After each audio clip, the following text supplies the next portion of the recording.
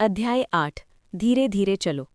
धीमी चाल से चलते हुए वे लगभग मैदान के अंत तक पहुंच ही गए थे कि अचानक एक लता के हिलने से वो उनके तलवारबाज के पैर के ठीक नीचे आ गिरी और उसने न केवल लता पर पैर रखा बल्कि वो लड़खड़ा गया और उसकी तलवार ने उनमें से एक दर्जन को बीच से साफ काट दिया। उसे उठाओ और चलो, भागते हैं, बेलों का राक्षस इससे खुश नहीं होगा, काल चिल्लाया और झाड़ियों की अपेक्षाकृत सुरक्षित जगह की ओर दौड़ने लगा। लकड़हारे ने दूसरे लड़के को उठाकर खड़ा किया और चारों दौड़ पड़े, खेत के किनारे तक पहुंचने की उम्मीद में। बेलें काल के पैरों को जकड़ रही थी, लेकिन तेज कदमों के कारण वे उसे अच्छी तरह से पकड़ नहीं पा रही थी और वो लगभग बेलों की पकड़ से बाहर निकल ही गया था कि अचानक रुक गया। उसके पीछे से आते हुए युवा जादूगर ने काल के स्थिर शरीर का उपयोग स्प्रिंग बोर्ड के रूप में किया। काल के उठते ही उसकी पीठ पर दौड़ते हुए सुरक्षा की ओर छलांग लगाई, लेकिन हवा में ही उसे पकड़ लिया गया और धूल के गुबार और दर्द भरी कराह के साथ जमीन पर घसीट लिया गया। योजना तो अच्छी थी, लेकिन क्रियान्वयन खराब रहा। तलवारबाज ने उनके पीछे से हंसते हुए लताओं को काटते हुए अपना रास्ता बनाया। काल ने रेंड की मदद से खुद को मुक्त कर लिया और फिर जादूगर के साथ भी ऐसा ही किया, जो घबराकर पेड़ों में सुरक्षा के लिए भाग गया। सबसे आखिर में सुरक्षित स्थान पर पहुंचने वाला लकड़हारा था, लेकिन वो सबसे भाग्यशाली भी था, क्योंकि उसे जंगल में उलझी हुई लताओं का अनुभव था और वो जानता था कि उन्हें अपनी कुल्हाड़ी के पिछले हिस्से से कैसे मारना है ताकि वे उसके टखनों को न जकड़ लें। माफ़ कीजिए, इस तरकीब को समझाने में बहुत समय लग जाएगा, वरना मैं आप सबको बता देता। वो बड़बड़ाते हुए बाकी लोगों से कुछ सेकंड पीछे पेड़ों के पास पहुंचा। सब ठीक है, हम सभी के पास काम करने के लिए अपना अपना ज्ञान आधार है और मैदान के बीच में लंबे चौड़े भाषण देने का समय नहीं था। कार्ल ने सहमति जताई। जादूगरनी कुछ कहने ही वाली थी, लेकिन फिर उसने अपना इरादा बदल लिया। ठोकर लगने और भागने के बीच बस कुछ सेकंड का फासला था, समझाने का समय बिल्कुल नहीं था। अब बस कटी हुई घास का एक छोटा सा हिस्सा बचा था, जिस पर पत्थरों से बना एक रास्ता था जो द्वार तक जाता था। अगर वे इसे पार कर लेते तो वे सुरक्षित थे, खैर अपेक्षाकृत सुरक्षित। अभिजात वर्ग के बारे में उन्हें जो पता था, उनकी संस्कृति में बलवानों का ही स्थान था और वे अभी बलवान नहीं थे, लेकिन वे सभी अपने वर्ग के लिए उपयुक्त थे और समय आने पर शायद वे भी बन जाएं। घास पर मत चलो, मैंने ये अपनी माँ के कार्यस्थल से सीखा है। अमीर लोग अपनी घास पर चलना पसंद नहीं करते, जादूगर ने बुदबुदाते हुए कहा और चलने के लिए तैयार हो गया। अच्छा कहा, खानों में बड़े होने के बाद मुझे अपने पैरों के नीचे नरम घास का आनंद लेने की बहुत इच्छा थी, लेकिन पगडंडी का उपयोग करना ही सही लगता है। कार्ल ने सहमति जताई। ये तीनों तो उसके स्टॉप पर नहीं चढ़े थे, लेकिन उन्हें कम से कम खानों की अवधारणा तो समझनी ही चाहिए थी। आसपास के कस्बों में 10 और माध्यमिक विद्यालय थे, इसलिए भले ही कार्ल की तरह उन्होंने कभी यात्रा न की हो, उन्होंने कम से कम दूर खानों के ऊपर पहाड़ों को तो देखा ही होगा। विजयी भाव से वे रास्ते पर आगे बढ़े। तलवारबाज अपने हल्के लंगड़ापन को छिपाने की पूरी कोशिश कर रहा था और जादूगरनी अपनी वर्दी के सामने से धूल झाड़ रही थी, ताकि ऐसा न लगे कि वो मैदान में मस्ती के लिए लोटपोट हुई थी। वे द्वार पर पहुंचे, जहां 2 शिक्षक पाठ्यपुस्तकों से भरे एक बड़े बैग और पेय पदार्थों से भरी एक मेज के साथ उनका स्वागत करने के लिए इंतजार कर रहे थे। गोल्डन डिवाइन अकेडमी में आपका स्वागत है छात्रों। कार्ल, डाना, जेम्स और क्रूगर, आज आप सबसे पहले द्वार पर पहुंचे हैं, इसलिए छात्रावास में अपने कमरे चुनने का मौका भी आपको सबसे पहले मिलेगा। नक्शा मेज पर रखा है और आप दूसरी मंजिल पर कोई भी कमरा चुन सकते हैं जो इस समय खाली हो। वे जल्दी से एक पेय लेने के लिए दौड़े और फिर नक्शे के चारों ओर जमा हो गए। ये लेआउट बिल्कुल बेतुका है, कुल्हाड़ी चलाने वाले क्रूगर ने बुदबुदाते हुए कहा। सारे कमरे बेतरतीब हैं, इस कमरे को देखो, ये छोटा है लेकिन इसमें एक विशाल खाली बालकनी है, भला इसे कौन चुनेगा? काले बालों वाली जादूगरनी डाना ने सहमति जताई, लेकिन एक लंबे संकरे कमरे ने उसका ध्यान खींचा। कमरे के अंत में एक प्रशिक्षण लक्ष्य होना था, जिस पर वो दूर से मंत्र चला सकती थी, जो अभ्यास के लिए बहुत अच्छा होता। मुझे बालकनी वाला कमरा चाहिए, कार्ल ने कंधे उचकाए, फिर मेज से एक टोकन उठाया और उसे नक्शे पर रख दिया। ठीक है, तुम्हारे पास बड़े क्षेत्र में हमला करने की क्षमता है। अगर तुम अभ्यास करना चाहती हो तो तुम्हें ज्यादा जगह चाहिए। मैं यहाँ ट्रेनिंग रूम ले लूंगी, जिसमें दीवार से लगकर फोल्ड होने वाला मर्फी बेड है, डाना ने अपनी जगह चुनते हुए कहा। बाकी 2 लोगों ने सबसे बड़े 2 कमरों को चुना, जिनमें मुख्य कमरे में एक ट्रेनिंग डमी और एक अलग बेडरूम था। हर कमरा अपने आप में कुछ खास था, लेकिन कार्ल ने गौर किया कि एक ऐसा विकल्प भी था जो काफी घटिया लग रहा था। कोई व्यक्ति सप्लाइज क्लोजेट को भी अपना कमरा चुन सकता था। इसे एक विकल्प के रूप में चिन्हित किया गया था और शायद इसे परीक्षण पूरा करने वाले आखिरी व्यक्ति के लिए छोड़ दिया गया था। कार्ल के ट्रेनिंग कक्ष में मौजूद विंड स्पीड हॉक ने उसकी आंखों से बाहर झांका और इस चुनाव की सराहना करते हुए चहचहाया। बड़ी बालकनी उन कुछ कमरों में से एक थी जहां से बाहर जाने का सीधा रास्ता था। वास्तव में इसने लगभग दर्जन भर अन्य कमरों के बाहर जाने के रास्ते को अवरुद्ध कर दिया था, सिवाय उन कमरों के जिनमें बालकनी की ओर खुलने वाली खिड़की थी। ये पक्षी के लिए एकदम सही था, और इन स्वादिष्ट धरती के चूहों को पचाने के बाद छोटे राक्षस को यकीन था कि उसके पास इतना विकास करने की ऊर्जा होगी कि वो बाहर उड़ सके।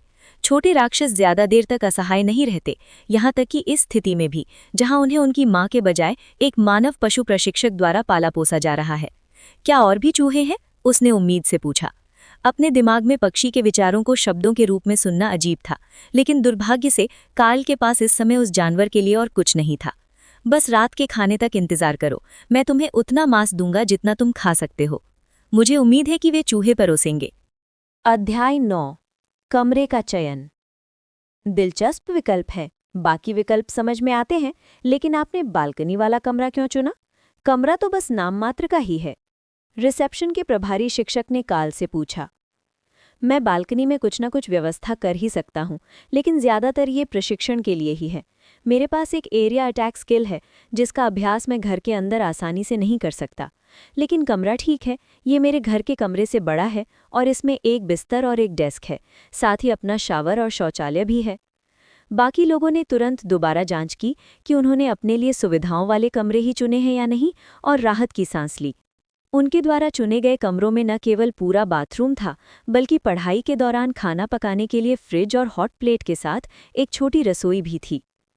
ऐसे में मैं आपको आपकी सभी चाबियां दे दूंगा और आपकी पढ़ाई में सफलता की कामना करता हूं। शिक्षक की मुस्कान ने उन सबको बता दिया कि शायद उन्होंने कुछ गड़बड़ कर दी है, लेकिन उन्हें समझ नहीं आ रहा था कि उस स्थिति में उन्हें क्या अलग करना चाहिए था। अगर रस में जहर नहीं मिला था तो उन्होंने बस वही कमरे चुने थे जो उनकी कक्षा के लिए सबसे उपयुक्त लग रहे थे, या जेम्स और क्रूगर के अनुमान के अनुसार सबसे बड़े कमरे। उन्होंने कुछ कदम बढ़ाए और वरिष्ठ कक्षाओं के छात्र, जिन पर सफ़ेद, काले और कांसे रंग के प्रतीक चिन्ह वाले बैज लगे हुए थे, समूह के बगल में आ गए। बैजों पर लिखे पाठ के अनुसार सफ़ेद रंग सामान्य श्रेणी, काला रंग जागृत श्रेणी और कांसी रंग उन्नत श्रेणी का प्रतीक है। नए छात्रों की वर्दी पर लगे सभी बैज सफ़ेद रंग के थे, इसलिए कार्ल ने अब तक ध्यान नहीं दिया था कि वे अकादमी के अलावा किसी और चीज़ का प्रतिनिधित्व करते हैं। अकादमी में आपका स्वागत है। हम आपको आपके कमरों तक ले चलते हैं। नए छात्रों का छात्रावास का पहला अनुभव देखना हमेशा मज़ेदार होता है। ये एक जादुई इमारत है, इसलिए आप जो भी उम्मीद कर रहे थे उसे अभी अपने दिमाग से निकाल दीजिए। कांसी बैज वाले शिक्षक ने, जो तीनों में सबसे मजबूत था, समझाया। छात्रावास के मुख्य द्वार तक पहुंचने तक उन्होंने ज्यादा कुछ नहीं कहा। दाईं ओर कैफेटेरिया है, जो सुबह 4 बजे से आधी रात तक खुला रहता है। बाईं ओर कपड़े धोने की सुविधा है। ये एक ड्रॉप ऑफ सेवा है, बस उन्हें टोकरी दे दीजिए, वे उसे धोकर आपके कमरे में वापस ले आएंगे। ये कोई होटल नहीं है, यहाँ कोई नौकरानी नहीं है, लेकिन सफाई का सामान यहीं मौजूद है। अपना कमरा साफ रखना ना भूलें। अगर बहुत सारे छात्र छात्रावास निरीक्षण में असफल होते हैं तो सभी को दंडित किया जाता है। उस तरफ सामान रखने का कमरा है। जब आपके पास अकादमी क्रेडिट हो जाए तो आप बाद में वहां जाकर अपने कमरे या पढ़ाई के लिए आवश्यक सामान और चीज़ें ले सकते हैं। यहाँ लिफ्ट तो नहीं है, लेकिन 3 सीढ़ियाँ हैं। इनमें से मुख्य सीढ़ी सबसे अच्छी है, क्योंकि ये 5 मीटर चौड़ी है और इससे आने जाने वाले लोगों की भीड़ भाड़ नहीं होती। आप दोनों बैच के छात्र भाग्यशाली हैं, आपको दूसरी मंजिल पर कमरे मिले हैं। मेरा कमरा 4थी मंजिल पर है और इन दोनों का कमरा 5वीं मंजिल पर है।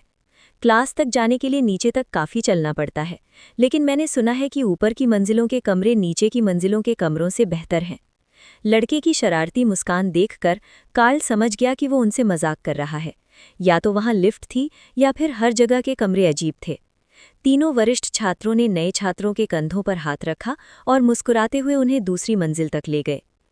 तुम दोनों बिल्कुल सही जगह पर हो, क्योंकि तुमने चौकोर अंदरूनी कमरे चुने हैं, वरिष्ठ शिक्षक ने बताते हुए सीढ़ियों के दोनों ओर के दरवाजों की ओर इशारा किया। ये एक पहलू था जिसे वे शायद नज़रअंदाज कर गए थे। सीढ़ियों के ठीक बगल में होने से शोरगुल हो सकता था, लेकिन गलियारों को मोटे लाल कालीनों, दीवारों पर लटकते पर्दों और ढेर सारी सजावटों से सजाया गया था, जिससे गूंज को रोका जा सके। दोनों योद्धाओं ने अपने दरवाजे खोले और खाली कमरों को देखा। पत्थर की दीवारें, जिन पर जलने और कटने के कई निशान थे, और मुख्य कमरे में बिल्कुल भी फर्नीचर नहीं था, उनका स्वागत हुआ। वे चौंक कर अंदर दाखिल हुए और उन्होंने पाया कि शयन कक्ष में एक साधारण सा सिंगल बेड था, जो बिछा हुआ नहीं था, लेकिन उस पर अच्छी गुणवत्ता की चादरें और स्कूल के प्रतीक चिन्ह से सजा हुआ एक कंबल था जो नीचे की ओर मुड़ा हुआ था। मुख्य कमरे के बीच में एक पत्थर का गोलम खड़ा था, प्रशिक्षण का पुतला, जिसके बारे में आरेख ने उन्हें बताया था कि कमरे में वो मौजूद है, और वरिष्ठ छात्रों ने प्रशंसा में सीटी बजाई। वाह, ये तो बढ़िया बोनस है। पिछली सीनियर क्लास के ट्रेनिंग डमी तुम्हारे लिए छोड़ आए हैं। ये कमांडर क्लास के हैं। तुम इन्हें पहले 2 साल में कभी नहीं तोड़ पाओगे, शायद बिल्कुल भी नहीं। मुझे लगता है कि शुरुआती सफाई के बदले ये अच्छा सौदा है, काले बैज वाले छात्र ने हंसते हुए कहा। काल ने उन्हें संदेह भरी नजरों से देखा। क्या ये वैसे ही थे जैसे छात्रों ने छोड़े थे, या इसमें कोई व्यवस्थित तरीका था? बाकी लोग बस मुस्कुराए और कंधे उचका दिए। क्यों ना हम बाकी लोगों को आराम से बैठने दें और देखें कि तुम और जादूगर कहाँ ठहर रहे हैं। डाना ने आह भरी और गलियारे की ओर इशारा किया। अगर मुझे नक्शा ठीक याद है तो मैं उस तरफ हूँ, कमरा नंबर 17, वो कमरा जहाँ लंबी ट्रेनिंग होती है। कांस्य बैज वाले छात्र ने प्रशंसा में सिर हिलाया। मैं भी एक जादूगर हूँ, इसलिए मैंने अपने तल पर वही कमरा चुना है। देखते हैं तुम्हारे पास क्या है। उन्होंने दरवाज़ा खोला और सामने एक बेहद लंबी गैलरी देखी। इमारत के वास्तविक आकार के हिसाब से ये कहीं ज्यादा लंबी थी, लेकिन प्रवेश द्वार पर दीवार के किनारे एक छोटा सा शयन कक्ष, शौचालय और एक रसोई थी, जिसके बाद प्रशिक्षण गलियारे का विशाल पत्थर का विस्तार था। ये बिल्कुल साफ सुथरा था और मेज पर एक औषधि रखी थी। साथ ही पिछले निवासी का एक स्वागत पत्र भी था। बधाई हो, आपको एक अच्छा सीनियर मिला है। अपना स्वागत उपहार देख लीजिए, हम कार्ल को उसके कमरे में आराम से ठहरा देंगे। बालकनी वाला कमरा बस कोने में ही था और शुरू में तो कार्ल उसे लगभग देख ही नहीं पाया था। सामान रखने वाला कमरा उसके कमरे के ठीक बगल में था, इसलिए दरवाजे संकरे और बहुत पास पास थे। लेकिन वरिष्ठ छात्र जानते थे कि वो कौन सा कमरा है। यहीं पर चलिए देखते हैं कैसा है। हमारे फ्लोर की बालकनी खाली है। हमारे पास आप लोगों जितने छात्र नहीं थे, इसलिए उनमें से कुछ का उपयोग नहीं हो रहा है। दरवाज़ा खुलते ही एक छोटा सा गलियारा पार करते हुए एक बेहद सादा कमरा दिखाई दिया, जिसके बाईं ओर एक बाथरूम था। मुख्य कमरे में बस एक मेटल की मेज और काले चमड़े से ढका एक बड़ा सा बिस्तर था, जिसके नीचे दराजें थीं। दीवारें गहरे काले रंग से रंगी हुई थीं, जिससे कमरे में एक अजीब सा एहसास हो रहा था। लेकिन पर्दे अकादमी के लोगों वाले सुनहरे रंग के थे, जो शायद कमरे के साथ ही आए थे। ये तो रसोई की चुड़ैल का कमरा रहा होगा। डरावनी गौथ लड़की। सामान खरीदने के लिए कुछ क्रेडिट मिलने पर तुम इसे दोबारा रंग सकते हो। शुभकामनाएं। गोल्ड बैज वाले छात्र ने आह भरी। जाहिर है कि वो निराश था कि इस जगह में कुछ भी खास नहीं था, लेकिन वे सबसे महत्वपूर्ण बात भूल गए थे। उनके जाने और दरवाज़ा बंद होने के बाद कार्ल ने बालकनी के पर्दे खोले और बाहर निकला तो खुद को एक ग्रीन हाउस के बीच में पाया। चारों ओर पौधे ही पौधे थे, जिनसे उसका नज़ारा अवरुद्ध हो गया था, और कार्ल मुस्कुराया। उसके घर में पहले कभी पौधे नहीं थे। उसके माता पिता तो फूल भी नहीं संभाल पाते थे, लेकिन बालकनी में गमलों में लगे पेड़ पौधे, फूल और लताएं देखकर विंड स्पीड हॉक बहुत खुश हुआ। प्रवेश द्वार से देखने पर कार्ल को ये दिखाई नहीं दिया था, जबकि उसे दिखाई देना चाहिए था, क्योंकि अंदर आते समय वे ठीक इसके नीचे से ही गुजरे थे। हालांकि जैसे जैसे कार्ल आगे बढ़ता गया, कार्ल को एहसास होता गया कि बालकनी सामान्य नहीं थी। ये अपने सामान्य आकार से लगभग 3 गुना बड़ी थी और लगभग पूरी तरह से पौधों से भरी हुई थी। अंत में जब वो दूसरे छोर पर पहुंचा तो वहां उसे एक झूला, एक घुमावदार बेंच और एक छोटी मेज मिली, जिस पर एक पुरानी नोटबुक रखी हुई थी। बालकनी की देखभाल और रखरखाव, संक्षिप्त रूप। कार्ल ने शीर्षक देखकर मुस्कुराया और नोटबुक का पन्ना पलटा। हालांकि मुझे नहीं पता कि आप ग्रीनहाउस की विरासत की सराहना करेंगे या नहीं, लेकिन आप पाएंगे कि इसकी देखभाल करना बेहद आसान है और यहाँ हर पौधे का एक उद्देश्य है। दरअसल ये सभी खाने योग्य हैं। इनमें से अधिकांश मनुष्यों के लिए हैं, जो उनके विकास में मदद करते हैं, लेकिन मैंने व्यक्तिगत रूप से कुछ महत्वपूर्ण पौधे भी इसमें शामिल किए हैं। ये कैटनिप का पौधा है। बिल्ली जैसे जादुई जीव इसे बहुत पसंद करते हैं और आप इसका उपयोग रात में चुपके से बाहर निकलने पर उनकी शिकायत करने से रोकने के लिए कर सकते हैं। ये हनी बेरी है, जो भालू जैसे राक्षसों को बहुत पसंद है। अगर आप इस पौधे का गूदा दूसरे छात्रों के जूतों पर लगा दें तो जंगल में विशाल ग्रिजली भालू उनकी ओर आकर्षित हो जाएंगे। इन चरणों का पालन करने से पहले अपने हाथ जरूर धो लें। अंतिम फल, स्पष्ट मन का फल, सीमित मात्रा में ही खाया जा सकता है।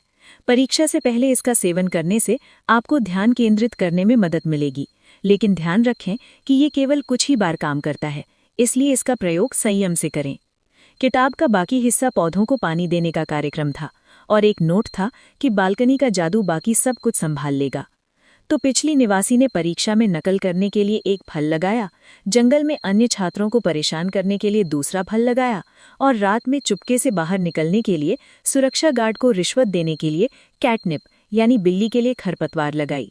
ये बुजुर्ग महिला वाकई एक दिलचस्प शख्सियत थी। कार्ल ने निर्णय लिया। अध्याय 10। चूहे नहीं, अभी तक कोई चूहा नहीं है, नन्हे विंडस्पीड हॉक ने शिकायत की। वो सही था। असाधारण दृष्टि होने के बावजूद जो अवरक्त स्पेक्ट्रम में देख सकती थी और चूहों के मूत्र के निशानों को भी पहचान सकती थी, वहां चूहों का कोई निशान नहीं था। जादुई छात्रावास से शायद यही उम्मीद की जानी चाहिए थी, लेकिन पक्षी के मन में ये एक बड़ी त्रासदी थी। ठीक है दोस्त, हम कैंटीन चलते हैं और कुछ मांस ढूंढते हैं। कार्ल फिर से मुख्य तल की ओर बढ़ा और कैफेटेरिया के बुफे की ओर चल पड़ा। नई छात्र, मैं आपको नहीं जानती, काउंटर के पीछे बैठी बूढ़ी महिला ने पूछा। जी मैडम, मेरा नाम कार्ल है। शिष्टता, ये बुरा नहीं है। ठीक है, जो मन करे ले लो, लेकिन केवल सफ़ेद प्लेटें ही कमरों में ले जाने की अनुमति है और उन्हें अगले भोजन के दौरान वापस करना होगा। जितना चाहो खाओ, जादू का असर तुम सब बच्चों पर अलग अलग होता है। अपनी भूख को लेकर शर्माने की कोई ज़रूरत नहीं है। मांस, पक्षी ने मन ही मन खुशी से चिल्लाते हुए अपना ध्यान लंबे काउंटर के एक किनारे पर रखी कच्ची मछलियों के ढेर की ओर खींचा। ये किसी किराने की दुकान जैसा लग रहा था, जहां से आप अपनी पसंद की सामग्री चुनकर अपने कमरे में ले जा सकते थे, जबकि काउंटर के पहले आधे हिस्से में तैयार व्यंजन रखे थे। तो मेरी भूख के लिए मुझे माफ़ कर दीजिए, कार्ल ने जवाब दिया और रात के खाने के लिए 2 सफ़ेद प्लेटें भर लीं। क्रीम सॉस के साथ पास्ता और मीटबॉल, भुना हुआ सुअर का मांस, किसी प्रकार की सब्जी जिससे अविश्वसनीय रूप से ऊर्जा का एहसास होता है, और फिर हॉक के लिए कच्चे मांस की एक पूरी प्लेट। हाँ, ये तो वाकई दिलचस्प व्यंजनों में से एक है, लेकिन अगर आपके कमरे में रसोई घर है तो आप इसे अपनी पसंद के अनुसार पका सकते हैं। भविष्य में अगर आपको कोई खास तरीका पसंद हो तो आप रसोइये से इसे बनाने के लिए कह सकते हैं, उन्होंने समझाया। धन्यवाद, मैं इसे ध्यान में रखूंगा। कार्ल अपने कमरे में चला गया, जबकि हॉक भोजन के लिए गिड़गिड़ा रहा था। अगर सभी नन्हे पक्षी इतने प्याले और ज़रूरतमंद होते हैं तो इसमें कोई आश्चर्य नहीं कि उनकी माताएं उनके लिए खाना चबाने तक की हद तक चली जाती हैं। सौभाग्य से विंडस्पीड हॉक की चोंच बेहद तेज और धातु जैसी थी और वो नवजात होने पर भी आसानी से हड्डी को काट सकता था। मांस के टुकड़े पूरी तरह से हड्डी रहित थे, जिससे पक्षी को कुरकुरेपन की कमी महसूस हुई, लेकिन मांस बहुत ही स्वादिष्ट था, पोषक तत्वों और ऊर्जा से भरपूर था और उसके शरीर में इस पोषण के ढेर के नीचे स्पष्ट रूप से तेजी से बढ़ रहा था। किसी तरह उसने 10 मिनट में अपने शरीर के वजन से 5 गुना अधिक भोजन चबा लिया और जब कार्ल ने अपना भोजन समाप्त कर लिया तब भी वो उसकी प्लेट में रखे मीटबॉल्स के लिए गिड़गिड़ा रहा था। ठीक है, एक मीटबॉल, लेकिन उसके बाद आपको रात के खाने का इंतजार करना होगा। ये कब होगा? मुझे बहुत भूख लगी है, चिड़िया ने शिकायत की, फिर जोर से डकार ली और सो गई। कार्ल को तो ये बिल्कुल भी भूखमरी जैसा नहीं लग रहा था। जब तक वो जागा तब तक विंडस्पीड हॉक एक गौरैया के आकार का हो चुका था और कार्ल के मानसिक क्षेत्र में खुशी खुशी उड़ रहा था, एक उत्साहपूर्ण ध्यान भटकाने वाला तत्व। जब वो बालकनी से पत्तियों को साफ कर रहा था, जिन्हें सुखाने के लिए अलग रखा गया था, और फिर पौधों को पानी दे रहा था। यहाँ मौजूद हर चीज़ बुनियादी स्तर की जादुई संसाधन होनी चाहिए, इसलिए अगर पत्तियों को ठीक से सुखाकर संरक्षित किया जाए तो उनकी भी कुछ कीमत हो सकती है। समस्या ये थी कि उसे पक्का पता नहीं था कि ये बगीचा स्कूल द्वारा स्वीकृत है या फिर वे यहाँ मौजूद सभी संसाधनों को स्कूल की लूटी हुई संपत्ति मानेंगे। क्या खाना खाने का समय हो गया है? इस बार हमें कुछ कुरकुरा खाना चाहिए, हॉक ने सुझाव दिया। ठीक है, चलो नीचे चलते हैं और देखते हैं कि मेरा पत्र लिखने के बाद बाकी सब लोग कैसे हैं। चिड़िया को चिट्ठी का विचार समझ नहीं आ रहा था, लेकिन कार्ल अपने माता पिता को घर चिट्ठी लिखकर बताना चाहता था कि वो ठीक है और अकेडमी में अच्छे से घुल मिल गया है। छात्र स्कूल के अंत तक घर नहीं लौटेंगे, लेकिन उसे कोई नियम याद नहीं था जो ये कहता हो कि वे चिट्ठी या संदेश नहीं भेज सकते। ऐसा नहीं था कि कार्ल या उसके माता पिता के पास मोबाइल फ़ोन खरीदने की आर्थिक स्थिति अच्छी थी, लेकिन मुद्दा ये नहीं था। शायद प्रशिक्षण पूरा होने के बाद और उच्च वेतन मिलने के बाद वो उन्हें मोबाइल फ़ोन दिला दे। अगर उससे पर्याप्त पैसा मिल गया तो शायद वो उन्हें खदानों से निकालकर रिटायर भी कर दे। घर चिट्ठी लिखने में कार्ल को बस कुछ ही मिनट लगे और उसने उसे अपने दरवाजे के पास रखे बक्से में रख दिया, जिसे अंदर या बाहर दोनों तरफ से खोला जा सकता था। ट्रेन में उसने कागजात वहीं रखे थे और वहीं से लिए थे, और घर चिट्ठियां भेजने पर वहीं से ली जाती थीं। इसलिए कार्ल ने सोचा कि यहाँ भी ऐसा ही होगा। भोजन कक्ष नए छात्रों से खचाखच भरा हुआ था, जिनमें से अधिकांश की हालत काफ़ी खराब थी। उनके कपड़े फटे हुए थे, उन पर कीचड़ और घास के निशान थे, और कुछ के शरीर पर चोट के भी निशान दिखाई दे रहे थे। कार्ल रात का खाना लेने के लिए लाइन में खड़ा हो गया। फिर उसने दूसरी प्लेट ली, उस पर पूरा भुना हुआ चिकन निकाला और किसी के देखे बिना उसे जानवरों को काबू करने वाले स्थान पर ले गया। फिर उसने एक और प्लेट ली, उसमें तरह तरह के पनीर और स्नैक्स डाले और उसे एक खाली मेज़ पर ले आया। तुम पहले समूह के वही प्रतियोगी थे ना? मैंने पहले तुम्हारा चेहरा ठीक से नहीं देखा था। सुनहले बालों वाली और चोटिल चेहरे वाली एक लड़की ने उससे जब वो उसके बगल वाली मेज़ पर बैठा तो। जी हाँ, मैं पूछ सकता हूँ क्या हुआ? सब लोग ऐसे लग रहे हैं जैसे बुरी तरह पीटे गए हों। हम थे, मैं एक ऐसे समूह के साथ गई थी जो धरती के चूहों से सुरक्षा के लिए एक साथ जाने को समझता था, और हमारे प्रमुख योद्धा ने कौशल से उन्हें भगा दिया। लेकिन जब हम दूसरे मैदान में पहुंचे तो पौधा राक्षस पहले से ही पागल हो रहा था। इसलिए हमने सोचा कि घूमकर जाना ज्यादा सुरक्षित है, और हमने दाईं ओर पेड़ों की कतार से जाने का फैसला किया। वो थोड़ी देर रुकी और धीरे से अपना चेहरा छुआ, फिर चौंक गई। वही जिसमें विशालकाय जंगली सुअर है? कार्ल ने पूछा। ओह, आपको पहले से ही पता है? कार्ल ने सिर हिलाया। यही कारण था कि हम खेत से होकर गए थे। मैंने पेड़ों पर जंगली सुअरों के निशान देखे और उन्हें उस खनन कस्बे के बाहर से पहचान लिया जहां मैं पला बढ़ा था। जैस्मिन हंस पड़ी। मैं जैस्मिन हूँ। मुझे लगता है कि तुमने मुझे इस हालत में नहीं पहचाना। इससे ये बात समझ में आ गई कि उसने बोलते समय अपना परिचय क्यों नहीं दिया। उसे पहले से ही जानना चाहिए था। कार्ल ने उसे फिर से देखा। उसे पूरा यकीन था कि जब वे गए थे तब जैस्मिन, जिसे वो जानता था, गोरी नहीं थी, और उसका वजन अब से कम 20 किलो अधिक था। तुम अलग दिख रही हो, बालों की वजह से ही होगा, कार्ल ने धीरे से कहा। वो अपनी सहपाठी के पुराने रूप का जिक्र करके उसे अपमानित नहीं करना चाहता था। शायद ये किशोरावस्था का असर था, लेकिन उसे इस तरह का बदलाव जरूर महसूस होना चाहिए था। उसे पूरा यकीन था। भीड़ में कुछ जाने पहचाने लेकिन कुछ अपरिचित चेहरे भी थे। ऐसा लग रहा था मानो हर कोई उसकी यादों से थोड़ा अलग था, और उनमें से ज्यादातर लोग बेहतर हो गए थे। अब सोचने पर उन्हें याद नहीं आ रहा था कि वे मेज पर इतने सीधे होकर बैठते थे, और उनकी वर्दी की पैंट अब उनके जूतों तक नहीं पहुंच रही थी। ये ठीक नहीं था। आज सुबह जब वे ट्रेन से उतरे थे तो वे निश्चित रूप से जूतों तक पहुंच रही थी। शायद अकेडमी में उसका अनुभव इतना बुरा न हो जितना सोचा था। थोड़ी और लंबाई होती तो वो अपने सहपाठियों के बराबर आ जाता। अध्याय 11। प्रथम कक्षाएं। अगली सुबह उनके प्रशिक्षण की आधिकारिक शुरुआत थी, लेकिन कोई निर्धारित कक्षाएं नहीं थीं। इसके बजाय सभी लोग इस घोषणा के साथ जागे कि उन्हें अपने कमरों में अपने समूह के प्रभारी शिक्षक के आने और उन्हें उनकी नई दिनचर्या के बारे में बताना चाहिए। ये कक्षा का माहौल उन सभी स्कूलों से कहीं अधिक शांत लग रहा था जिनके बारे में उसने पहले सुना था, और कार्ल को उस कुलीन जीवन शैली से थोड़ी ईर्ष्या होने लगी। शायद उसे सौभाग्य से कोई ऐसा दयालु और सौम्य शिक्षक मिल जाए जो गलत उत्तरों पर छात्रों को डांटे नहीं, या ये ना माने कि स्कूल के चक्कर लगाना लापरवाही का इलाज है। नाश्ते के समय उसने हॉक के लिए एक और भुना हुआ चिकन इकट्ठा किया, साथ ही कच्चे मांस का एक संग्रह भी। लेकिन रात भर में पक्षी का आकार बढ़ जाने के कारण जानवर की खपत अस्थायी रूप से धीमी हो गई थी। विशालकाय जानवरों की श्रेणी में वो कोई बहुत बड़े शिकारी नहीं थे, बस अपनी दृष्टि और आक्रमण शक्ति के कारण बेहद घातक थे। जैसे जैसे वे परिपक्व होते गए, उनमें से अधिकांश ने रेंट कौशल में महारत हासिल कर ली, जिससे वे एक ही बार में अपने से कहीं बड़े शिकार को भी मार गिराने में सक्षम हो गए।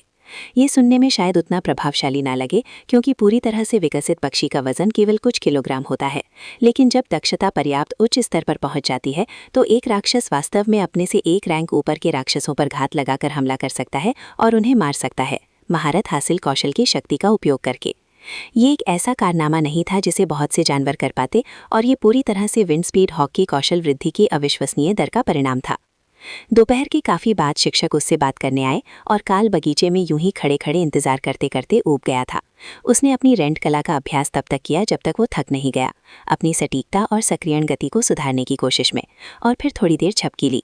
लेकिन उसे वास्तव में पता नहीं था कि अब आगे क्या करना है, और उसे मिली पाठ्यपुस्तकों के थैले में भी इस विषय पर कोई जानकारी नहीं थी। दरवाजे पर हुई तेज दस्तक से वो जाग गया, और कार्ल बाहर इंतजार कर रही तेज तर्रार महिला सैनिक के लिए दरवाजा खोलने के लिए दौड़ पड़ा। शुभ दोपहर कार्ल, मैं आपकी युद्ध कौशल की प्रोफेसर हूँ। आप मुझे सार्जेंट रीटा कह सकते हैं। आपको मार्शल आर्ट और विशिष्ट सैनिकों के लिए आवश्यक कौशल सिखाने के अलावा मैं आपकी व्यक्तिगत मार्गदर्शक भी रहूंगी। अकादमी ने ये निर्धारित किया है कि आपका बैच अन्य योद्धाओं से इतना अलग है कि दैनिक युद्ध प्रशिक्षण पाठ्यक्रमों के अलावा मानक कक्षा कार्यक्रम उपयोगी नहीं होगा, इसीलिए हम फिलहाल साथ मिलकर काम करेंगे। क्या आपके पास यहाँ पाठ पढ़ाने के लिए पर्याप्त जगह है या आप किसी कक्षा में जाना चाहेंगे? उसकी इच्छा लगभग पूरी ही हो गई थी। रीटा बेशक बदसूरत नहीं थी, लेकिन उसका स्वभाव दयालु और सौम्य होने से बहुत दूर था और अकादमी के चक्कर लगाना उसकी पसंदीदा शिक्षण विधियों में से एक लगता था। आंगन में एक जगह है जो उपयुक्त रहेगी, कृपया अंदर आइए सार्जेंट। गज़ेबो सीखने के लिए सबसे अच्छी जगह लग रही थी और जादुई प्रशिक्षण गोलेमों की विचित्रता, केवल आपकी मंजिल तक जाने वाली सीढ़ियां और इस छात्रावास में मौजूद बाकी सब कुछ को देखते हुए काल को समझ नहीं आ रहा था कि सरिष्ठ द्वारा उसके लिए छोड़े गए पौधे कैसे कोई समस्या हो सकते हैं। सार्जेंट रीटा उत्सुकता भरी निगाहों से उसके पीछे पीछे यूनिट में दाखिल हुई और फिर बालकनी पर चली गई, लेकिन पौधों की संख्या ने उसे चौंकाना नहीं था। क्या इन सभी पौधों में अभी अभी पानी डाला गया है? उसने पूछा। कमरे के साथ पानी देने की एक गाइड भी दी गई थी। ज्यादातर पौधों को हफ्ते में सिर्फ एक बार पानी देना होता है और मुझे याद नहीं था कि उन्हें आखिरी बार कब पानी दिया गया था, इसीलिए मैंने जिस दिन मैं रहने आया उसी दिन पानी दे दिया। वे देखने में थोड़े सूखे लग रहे थे, लेकिन सब कुछ अभी भी अच्छी हालत में है, काल ने कंधे उचकाते हुए जवाब दिया और गज़ेबो की ओर चल पड़ा। ये एक बढ़िया यूनिट है, बिल्कुल आउटडोर के अनुकूल। मुझे यकीन नहीं है कि जादू के प्रभाव के कारण आंगन में बारिश होगी या नहीं, लेकिन इसके अलावा आप भाग्यशाली हैं। अब मुझे आपकी शक्तियों के बारे में सब कुछ जानना है ताकि हम एक उचित प्रशिक्षण योजना शुरू कर सकें। शारीरिक सुधार कैसे हुए हैं, एक दिन के अभ्यास से आपकी क्षमता में कितना बदलाव आया है और क्या इससे आपको कोई और जानकारी मिलती है कि आप इसका उपयोग कैसे कर सकते हैं। मैं तुमसे झूठ नहीं बोलूंगा, जो क्लासें गोलेम या जादुई रचना को युद्ध में भेज सकती हैं उनकी मांग बाकी सभी क्लासों से कहीं ज्यादा है, सिवाय उन जादूगरों के जो विशेष मंत्रों का इस्तेमाल कर सकते हैं। लेकिन शुरुआत से ही दूर से हमला करने की क्षमता होने से तुम्हारी स्थिति उतनी बुरी नहीं है, सार्जेंट ने उसे बड़ी ईमानदारी से बताया। उसकी ईमानदारी ने काल को चौंका दिया और उसे लगा कि एक मार्गदर्शक परामर्श के रूप में वो सचमुच उसके भले के बारे में सोच रही है। उससे बहुत सी बातें छिपाना उसके लिए अच्छा नहीं होता, इसीलिए काल ने फैसला किया कि बेहतर यही होगा कि वो सब कुछ खुलकर उसके सामने रख दे ताकि वो समझ सके। शायद उसे पता हो कि उसे और हॉक को आगे बढ़ने में कैसे मदद करनी है। काल ने ध्यान केंद्रित किया और हॉक को उसके पशु वशीकरण क्षेत्र से बाहर निकाला। हमें यहीं से शुरुआत करनी चाहिए। ये हॉक है और मेरी कुशलता ने इसे रसोई में एक अंडे से जगाया है। ये उसे मेरे मन के भीतर एक स्थान में कुछ हद तक आराम से रहने की अनुमति देता है और हमारे विचार जुड़े हुए हैं।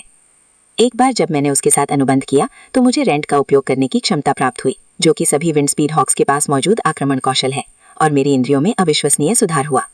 सार्जेंट रीटा ने कुछ सेकंड के लिए उस नन्हे पक्षी को घूर कर देखा और उसे मिली जानकारी को समझने की कोशिश की। तो तुम्हारी क्षमता तुम्हें राक्षसों से अनुबंध करने देती है और क्या उनकी क्षमताओं का उपयोग करने देती है? सुनने में तो ये काफी रोमांचक लगता है, लेकिन दूसरे राक्षसों से लड़ना फिर भी एक जोखिम भरा रास्ता है, उसने पूछा। हाँ, मुझे लगता है ये सच है, लेकिन हम दोनों एक दूसरे के मन की बात जानते हैं, इसीलिए थोड़ी सी ट्रेनिंग से मुझे अकेले नहीं लड़ना पड़ेगा। हॉक मेरे साथ होगा, काल ने कहा। सार्जेंट रीटा मुस्कुराई। क्यों ना हम देखें कि क्या हम आपके लिए कोई दूसरा बीस्ट कब ढूंढ सकते हैं। अगर आपको विंड स्पीड हॉक से भी बेहतर लड़ाकू विमान मिल जाए तो आपके पास शक्तिशाली एलीट सैनिकों में से एक बनने का असली मौका हो सकता है। हॉक ने इस सुझाव पर आक्रोश से चीख मारी कि जन्म के तुरंत बाद ही उसे बदल दिया जाएगा। क्या इस औरत को जरा भी शर्म नहीं है? विंड स्पीड हॉक को नीचा दिखा रही है। पूरी तरह से विकसित होकर मुझे पूरा यकीन है कि मैं कमांडर रैंक तक पहुंच सकती हूँ, और वो तो बस एक असेंडेंट योद्धा है। 1 महीना बीतने दो और मैं शर्त लगा सकती हूँ कि मैं उसे हरा दूंगी। जब हॉक इस तरह बाहर होता था तो उसकी मानसिक बातचीत के साथ साथ तेज चीखने की आवाज भी सुनाई देती थी, और सार्जेंट उस क्रोधी नवोदित पक्षी को देखकर मुस्कुराता था। वो क्या कह रहा है? उसने पूछा। उसने कहा कि जब वो बड़ा होगा तो कमांडर बनेगा और तुम तब भी असेंडेंट ही रहोगी। काल ने उसे इसका संक्षिप्त रूप बताया। सार्जेंट ने काल को घूर कर देखा, जिसने हार मानकर अपने हाथों पर उठा लिए। तुमने पूछा और उसने कह दिया, मैं तो बस यहाँ अनुवादक हूँ। तो इस स्तर पर यह वाकई सुसंगत विचार करने के लिए पर्याप्त बुद्धिमान है। दिलचस्प। मुझे पता है कि यह पहला दिन है, लेकिन हमें प्रशिक्षण मैदान में जाना चाहिए ताकि हम देख सकें कि आप दोनों एक साथ काम करते हुए क्या कर सकते हैं। अध्याय 12 रीटा के साथ मुकाबला। सार्जेंट रीटा काल को मुख्य तल तक ले गईं और फिर मैदान के उस पार एक विशाल खुले अखाड़े में ले गईं। आज के लिए यही हमारा स्थान होगा। आपको ये बहुत पसंद आएगा, कम से कम जब ये खाली होगा। यहाँ कोई नहीं होगा तो आप अपने बाजू को जितनी दूर चाहें भेज सकते हैं और हम प्रशिक्षण उपकरणों के साथ अभ्यास कर सकते हैं। ज़्यादा चिंता मत करो, ये कमांडर रैंक के जादुई जीवों के हमलों को झेलने में सक्षम है। अभ्यास से हमें कोई खतरा नहीं होगा, उसने समझाया। दरअसल ये कोलिजियम एक फुटबॉल स्टेडियम था, जिसे 1 दशक पहले इंजेक्शन विकसित होने के बाद डिवाइन गोल्डन एकेडमी के रूप में पुनर्परिभाषित किए जाने पर एक अखाड़े में परिवर्तित कर दिया गया था। ये विशाल और खुला था, जिसमें लड़ने के लिए पर्याप्त से अधिक जगह थी और एक शक्तिशाली जादुई अवरोध और कवच से ढका हुआ था ताकि लड़ाई का असर भीड़ पर ना पड़े। अपने अपने पक्षी का नाम पुकारो, तुम दोनों पहला कदम उठा सकते हो, सार्जेंट रीटा ने युद्ध क्षेत्र के बीचों बीच चलते हुए सुझाव दिया। हॉक, ऊपर उड़ो और बगल से हमला करो, वो तुम्हारे पीछे से आने की उम्मीद कर रही होगी। कार्ल ने अपने दस्तानों की जांच करते हुए और अपने तलवार निकालते हुए निर्देश दिया। जैसे ही उसने उसे मानसिक दायरे से मुक्त किया, बाज 50 मीटर ऊपर हवा में उड़ गया और अपने स्वामी के तैयार होने की प्रतीक्षा में चक्कर लगाने लगा। जाओ, कार्ल ने निर्देश दिया और तलवार से आगे की ओर वार करते हुए बीच में ही रेंट को सक्रिय कर दिया, जिससे शक्ति का एक छोटा चाप बना, जिसे रीटा ने अपने हाथों में प्रकट हुए 2 खंजरों में से एक का उपयोग करके आसानी से रोक दिया। फिर हॉक के हमले के उसकी ओर तेजी से बढ़ने पर वो एक तरफ हट गई और कार्ल की उंगलियों के एक झटके से उसकी ओर आने वाली और भी अधिक प्रचंड ऊर्जा को रोकने के लिए उसने फिर से बचाव किया। फिर उसने पलटवार किया, ऊर्जा से भरपूर होकर कार्ल की ओर दौड़ी। कार्ल को युद्ध का कोई अनुभव नहीं था, लेकिन तलवार खंजर से बड़ी होती है, इसलिए वो एक तरफ हट गया और अपनी तलवार चलाई, जिसे उसने आसानी से रोक दिया। लेकिन जब वो विचलित थी, हॉक के अगले हमले ने उसकी गर्दन के पिछले हिस्से पर वार किया, जिसे एक गहरा लाल निशान पड़ गया। हम क्या करें? क्या हमला करने पर उसकी गर्दन नहीं टूटती? हॉक ने घबरा कर पूछा। बस हमला करते रहो, वो हमसे ज्यादा ताकतवर है, लेकिन वो हमें लड़ना सिखाएगी।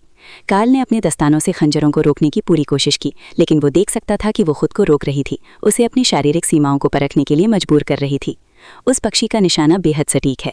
मैं समझ सकता हूँ कि ऐसे साथी के साथ आप एक सामान्य श्रेणी के राक्षस के खिलाफ इतना आत्मविश्वास कैसे रख सकते हैं। अगर मैं आपका सहपाठी होता तो गर्दन पर उस वार के बाद शायद अभी अस्पताल में होता। सार्जेंट ने उन्हें बधाई दी। उसने उस पक्षी की गति को कम आंका था और उसे ये एहसास नहीं था कि उसे इतनी जल्दी एक और गोता लगाकर हमला करने का समय मिल जाएगा। रीटा ने मुड़कर उन दोनों को अपनी नज़रों में बनाए रखा, क्योंकि पक्षी ऊपर चक्कर लगाता रहा। फिर उसने हमलों की बौछार कर दी, जिससे कार्ल ठीक समय पर ज़मीन पर गिर गया और रीटा को हॉक के हमलों को रोकने का मौका मिल गया। ठीक है, अब मुझे तुम्हारी कमजोरियां पता चल गई हैं। सबसे पहले हमें तुम्हारे लड़ने के कौशल को निखारने की ज़रूरत है। हालांकि पक्षी एक तरह से बार बार छुपकर हमला करने जैसा है, कम नुकसान पहुंचाता है, लेकिन उससे बचना बेहद मुश्किल है। फिर भी जब तक तुम्हें कोई दूसरा पालतू जानवर या साथी नहीं मिल जाता जो दुश्मनों का ध्यान अपनी ओर खींच सके, तब तक तुम्हें उनके प्रकोप का सामना करना पड़ेगा। ये बात बिल्कुल तर्कसंगत थी। एक तरह से वो अभी भी योद्धा वर्ग का ही था, बस एक पालतू योद्धा जो एक जादुई जानवर के साथ लड़ सकता था। पूरी युद्ध प्रणाली सीखना आसान नहीं था, लेकिन इस समय स्नातक होने के बाद उसका जीवन सचमुच इसी पर निर्भर था, जब तक कि वो प्रसिद्ध और शक्तिशाली बनने के सपनों को त्याग कर अति धनी लोगों के लिए कोई आरामदायक नौकरी न कर ले और किसी तरह युद्ध के लिए आरक्षित सेना में बच जाए। लेकिन अगर वो ऐसा करता तो उसकी स्थिति में कोई खास बदलाव नहीं आता। वो बस एक कहीं अधिक शानदार जगह के सबसे निचले पायदान पर होता। यहाँ तक कि अभिजात वर्ग के अधिकांश संगीत और टेलीविजन सितारे भी अपनी ताकत बढ़ाने या हमलों से निपटने के लिए लड़ाई में हिस्सा लेते थे। वो ऐसा सहायकों और कैमरों के साथ करते थे ताकि दुनिया को पता चले कि वो कितने शानदार थे, न कि किसी नौकरशाह या वकील की तरह जिसे किसी ऐसे हमले में भेजा गया हो जिसकी खबर तक न आई हो और उसे अकेले ही एक हिंसक राक्षस से लड़ना पड़े। ठीक है, हम किससे शुरू करें? तलवारबाजी से, मार्शल आर्ट से, या किसी गुप्त जादुई शारीरिक प्रशिक्षण कला से? उसने पूछा। सार्जेंट रीटा हंस पड़ी। सबसे पहले हम बुनियादी शारीरिक प्रशिक्षण से शुरू करते हैं। आपका शरीर माना इंजेक्शन के साथ तेजी से तालमेल बिठा रहा है और ये आपके प्राकृतिक विकास के स्थान पर एक जागृति को ट्रिगर करता है। इसीलिए हम मिडिल स्कूल के अंत में इंजेक्शन देते हैं, ताकि सभी प्राप्तकर्ता अभी भी तीव्र विकास के चरण में हों और परिवर्तनों के साथ अधिक आसानी से तालमेल बिठा सकें। जैसे जैसे आपका शरीर समायोजित होता जाएगा, आप सामान्य शारीरिक क्षमता से जागृत शारीरिक क्षमता में काफी तेजी से आगे बढ़ पाएंगे और फिर आप वास्तव में स्वीकार्य गति से लड़ पाएंगे, जिसकी गति आपके बाज की गतिविधियों के करीब होगी। कार्ल ने आह भरी। वो जानता था अकेडमी के चक्कर तो जरूर लगाने पड़ेंगे। मेरे साथ जिम चलो, वहाँ अभी कई फुर्तीले फाइटर होंगे, इसलिए आपके स्तर वहाँ मौजूद उपकरणों के लिए उपयुक्त होने चाहिए। मैं आज आपको एक बुनियादी रूटीन सिखाऊंगा और फिर हम सुधार के लिए आपका आधार तय करेंगे। मुझे उम्मीद है कि अगले महीने के भीतर आप न्यूनतम जागृत मानक हासिल कर लेंगे, लेकिन आधिकारिक परीक्षाएं होने से पहले आपके पास सेमेस्टर के अंत तक का समय है। तो ज्यादातर छात्रों को जागृति की अवस्था तक पहुंचने में इतना समय लगता है? कार्ल ने पूछा। ये उतना बुरा नहीं लग रहा था। नहीं, उनमें से कई अगले कुछ हफ्तों में न्यूनतम मानक हासिल कर लेंगे। सच्चे प्रतिभाशाली छात्र पहले सेमेस्टर के अंत तक उन्नत स्तर के करीब पहुंच जाएंगे और या तो साल के अंत में या दूसरे साल की शुरुआत में वहां पहुंच जाएंगे। बस इसी तरह एक कुलीन व्यक्ति के रूप में आराम के दिनों के काल के सपने चकनाचूर हो गए।